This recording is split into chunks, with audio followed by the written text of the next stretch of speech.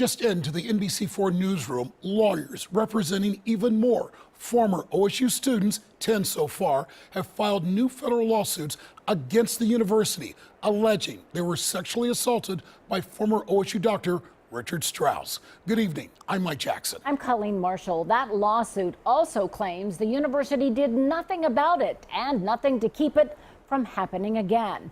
NBC4 was first to break this story online. Our Tyler Beckham is in the newsroom with more details on the allegations. Tyler? Here it is, guys. 50 pages filed this evening. Among many examples to back up allegations of systematic sexual abuse or harassment, the lawsuit cites the current case alleging sexual misconduct by former OSU diving coach Will Mahoney and the 2014 case against former OSU marching band director Jonathan Waters. And in this one, the alleged victims aren't all former wrestlers or even former athletes.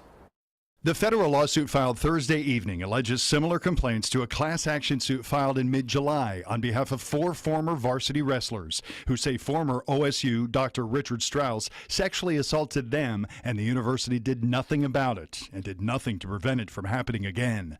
What's different about this most recent case against OSU involving Strauss is that it's not a class action lawsuit, so there are 10 individual plaintiffs, some named, most referred to as John Does. And perhaps the biggest revelation, lawyers filing the case allege Strauss's sexual abuse went far beyond former wrestlers.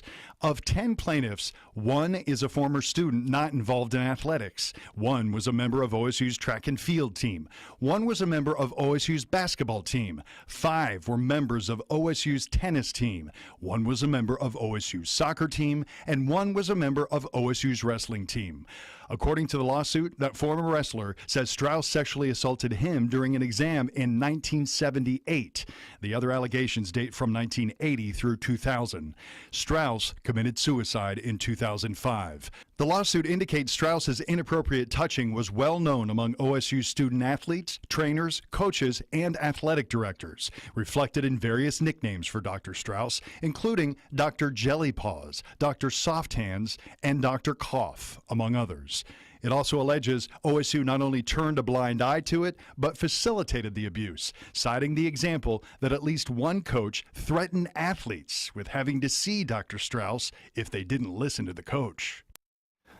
In response to the lawsuit, an OSU spokesperson provided this written statement to us, quote, "We are aware of reports that individuals at the university did not respond appropriately during that era. These allegations are troubling and are a critical focus of the current investigation," end quote. At the Watch 4 Alert Desk, Tyler Beckham, NBC4.